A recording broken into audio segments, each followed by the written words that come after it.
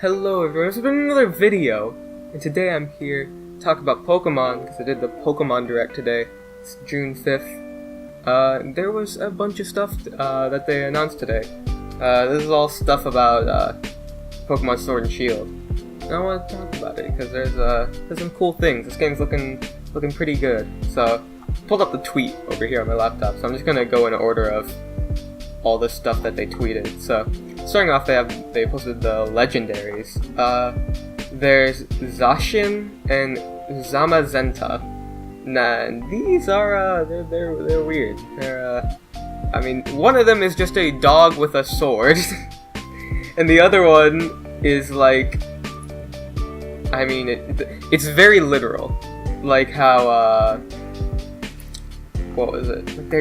It's just a dog with a sword and a dog that looks like a shield. Like, they're very, very literal. But I think I like the shield one a little more. He seems pretty cool looking. I saw a lot of people tweeting about the Zacian dog with a sword. They were all laughing, but some of them seemed genuinely like they thought it was cool. Which I don't know how you can see. What confuses me is that, like, this is an animal, so maybe it found the sword and became this like sword type Pokemon thing, or it was born with the sword, which would be even weirder. I'm not sure. That's weird. They showed off some more gameplay of the Galar region, which looks just so good. This whole region looks so good. You can customize your protagonist, which is nice. What was it? I don't remember if Sword of Sun and Moon had customization, but the customization in X and Y was really good. You could do like clothes and get your hair cut, and that was cool. So if they expand upon that and add like more clothes and junk, that would be very nice. Then we got some characters. First off, the champion, Leon. He is goofy looking. He's wearing like tights and shorts and like a trainer jersey type thing, which is like fine, like that all kind of works. But then he's also got like a cape on and a snapback. It's confusing. I'm very confused by his design. But then there's also his younger brother and your rival, Hop. And I feel like he could be an interesting character. His design looks cool. And being that he's like the younger brother of Leon, I feel like that could lead to some interesting story stuff.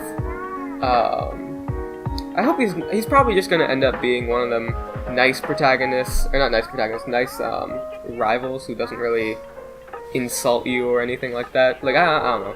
I want Blue back. I want like a Scottish asshole to just yell at you and berate you about Pokemon battles. Next is the Pokemon Professor Magnolia. She's a professor. Moving on. Sonia, who is the granddaughter of Professor Magnolia. There is so much fan art of her already. I'm not sure how much she's gonna help in the actual game, but her design's nice, and she'll probably be a cool character in the end. But something super dope is that now the freaking, what is it? The gyms are now like stadiums, and it's like a big World Cup type thing. Like, I don't know, it looks crazy, and it's like these big ass Pokemon battles. So I'm excited for that, because that actually seems really cool. I like how they're changing the gyms with each game now. Like, gyms used to just be like, you do a little puzzle, fight some trainers, and then you get to the end where you fight the gym leader. And now it's kind of like, what was it? In Sun and Moon, you had the island trials, which was interesting. And now you've got these like sports events type things. I think that's really cool. They also showed off the what was the name of it? It was like Dynamax. The Dynamax battles, where like your Pokemon just become gigantic, which is weird, but I think it could be kind of fun. The more I watch it, the more it seems not fun. Like, it kind of seems gimmicky. Similar to how, what is it? Mega Evolution and the Omega evolutions in Omega Ruby and Alpha Sapphire. Like, they were additions, but they never really did much, for me at least. But I can see how, like, if you're a kid and your freaking groupie turns into the size of, like, 2 skyscrapers, like, yeah, that's cool. They said it was gonna influence, like, battles and stuff with, like, when to time it and stuff, but from all of the stuff that I'm seeing, it kind of seems like if one person Dynamaxes, then you should probably Dynamax just so that you are on even footing, because otherwise I'm sure your Pokemon would just get wrecked. Next up, let's talk about some of the new Pokemon that aren't like the legendaries or the starters. Gossifleur, she's like a little flower Pokemon thing. Looks interesting. I like the design a lot, actually. But when it evolves, it turns into Eldegoss, which is this weird cotton puff thing. I don't think I'm gonna evolve my Gossifleur, because I kind of like that design more than the Eldegoss thing. I don't know, that looks weird. But they also showed Wooloo, who is a sheep, and that is fantastic. It's like a little sheep with braids. To be honest, the design's kind of lazy, just because, I mean, it's a sheep. It's literally just a sheep. However, it's a cute sheep, so I'm okay with it. Who else? There's like 2 more new Pokemon. There's Corviknight, who's this like armored bird thing, which looks really, really cool. I hope he has an evolution, because that would be really, really dope. And he also takes you places. Like, you get into a Galar taxi, which can like fly you different places. So I think that means they're doing away with the whole like using a fly TM and then you have to waste a slot on a goddamn Charizard or something for fly. It's like, now you can just fly using this service, which I think's neat. There's a Dreadnought, which is like a turtle thing. He looks pretty cool. He looks tough. He'll probably also have, I hope he has an evolution, because that would also look really dope. He kind of reminds me of like a Blastoise or something. Alright, one of the new mechanics is when you're in grass, like a little exclamation point will pop up, and then you run over to it to fight. So if you're not looking to fight anything and you're walking through grass, you can avoid battles pretty easily by just avoiding the exclamation point. So I think that's cool. Also, Pokemon in the Overworld now, so if you're not in grass, you can just, there's just Pokemon walking around everywhere. That is super dope. I was worried they weren't going to bring that from Pokemon Let's Go, because that was one of like the best features that Let's Go brought. But they do have it here, and it looks good. It looks, I think it's going to be cool. Oh wait, one of the new gym leaders, his name is Milo. He's a grass gym leader. His design is weird, man. He's got like a baby face with like a giant like, buff body. He looks crazy, but I don't know. I think his design and his like clothes are certainly better than Leon, but yeah, he seems cool. What else? Oh yeah, there's this area of the game called the Wild Area, and I think this is gonna be a big part of the game. It's an area, I guess, in like the center of the world that like all the towns like can kind of connect into, and that's where you're gonna find all the Pokemon that you would need. It has like the most variety, and you have free control of the camera in this area, which is again really freaking dope. I like that a lot.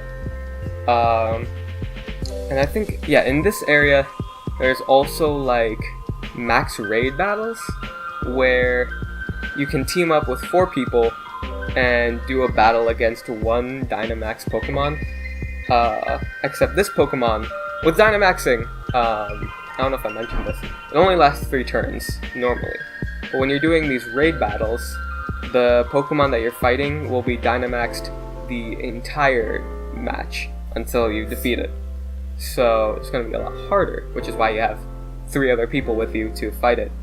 Also, it's online, or it has the capabilities of online, which is very, very nice, and Mario Maker should take a lesson from that, because if this was local only, I would cry, because that would suck. But yeah, it has online, so that's nice. And you get to see in the video some of the customization you can do to your protagonist characters, so you can change like their outfits and eye color and stuff, which is very neat. But other than that, I think that's pretty much everything they went over. I covered the legendaries and the region and stuff, the Dynamaxing. Overall, it was a really good little direct. I liked it quite a bit. There was enough new information to keep me interested. One thing I kind of was hoping for was to see the evolutions of the starters, but if they're holding off on that, or if they never tell us that, I feel like that'd be also kind of interesting, like going into the game blind and not knowing what the starters evolved into. I think would be really, really cool. But they probably will show us eventually, so I guess we'll find that out. Maybe at E3 or something. Like, that would actually be a really good E3 announcement.